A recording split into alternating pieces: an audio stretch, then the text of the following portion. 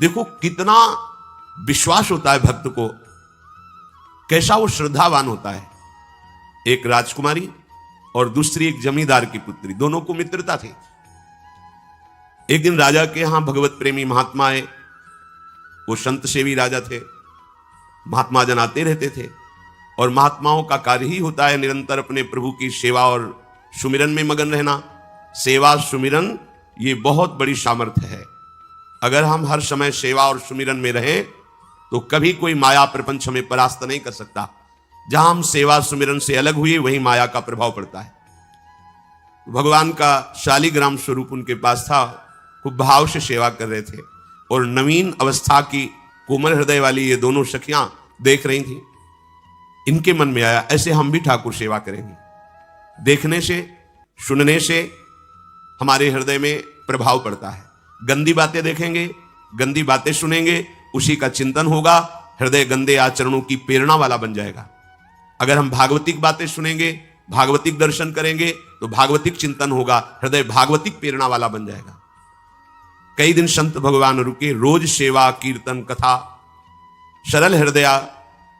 उन दोनों सखियों में बात आई कि चल करके संत भगवान से कहते हमको भी ठाकुर जी दीजिए। दोनों ने चरण पकड़कर प्रार्थना की, गुरुदेव हमारे हृदय में भी इच्छा हो रही कि हमें ठाकुर सेवा मिले। अब दोनों बच्चे ही थे। संत भगवान ने विचार किया सेवा पद्धति में बहुत सावधानी की आवश्यकता होती है। अभी ये बच्चे हैं, कहीं सेवा अपराध न बन जाए। सेवा अपराध भी होता है। उपासना में चलने वाले उपासक को सेवा अपराध और उप सेवा अपराध 32 ये 64, इन पर सावधान रहना चाहिए। ये गलती नहीं होनी चाहिए। जैसे आप ठाकुर सेवक हैं, अपने घर में सेवा विराजमान किए हुए हैं। अब जैसे आपको ठाकुर जी के दर्शन के लिए जाना है, जहां तक ठाकुर जी के दर्शन करने के लिए जाना है, हो सके तो पादुका न पहने, नंगे पैर दर्शन करने जाए।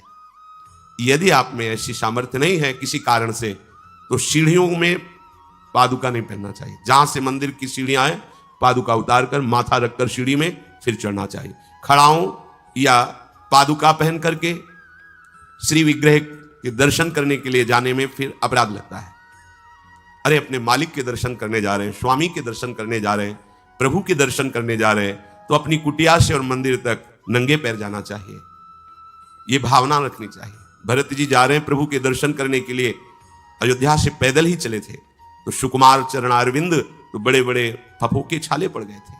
वशिष्ठ जी ने देखा, सबने मिलकर भरत जी से कहा पालकी पे बैठ जाइए। तो उनका हाँ, मेरे प्रभु यहां नंगे पैर चले हैं और मैं पालकी पे बैठ जाऊं? उचित तो यह है कि अपने प्रभु के दर्शन के लिए मैं जा रहा हूं, तो जहां जहां प्रभु के चरण पड़े वहां मेरा शीश पड़े, अर्थात सिर भर जाऊं। उचित असमोरा सबते सेवक धर्म कठोरा, यहां मैं सर के बल चल के जाऊं पर असमर्थ हो।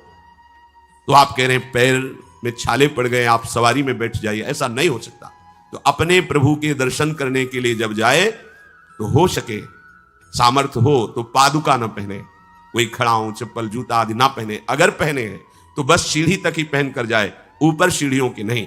इतने सुकुमार मत बनो, ये आग में जलाया जाएगा शरीर, ये गाड़ दिया जाएगा शरीर, इससे ज्यादा प्यार ना करो।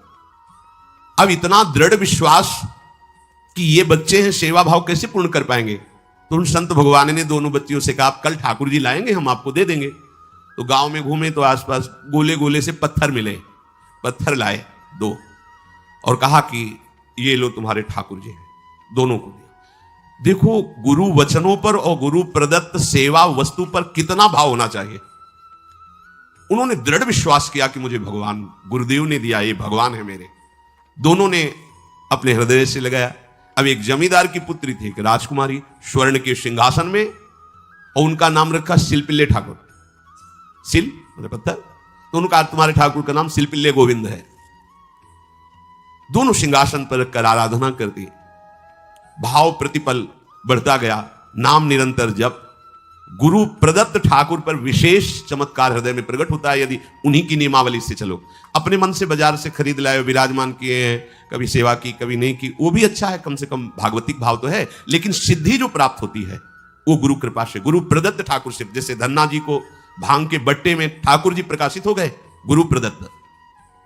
अब ये सखियां जब बड़ी हुई तो इनके ब्याह की बात हुई। तो जो राजकुमारी थी, उनका राजकुमार से किसी से ब्याह तय हुआ, ब्याह हो गया।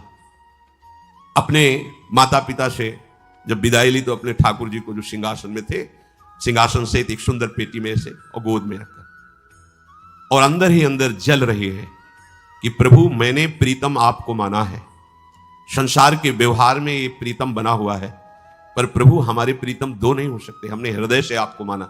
इसी विचार में वो बड़ी उदास है। पहले पालकियों में ऐसा राज सैनिक चल रहे हैं, पालकियों में वो बहू जा रही है और राजकुमार घोड़े पर।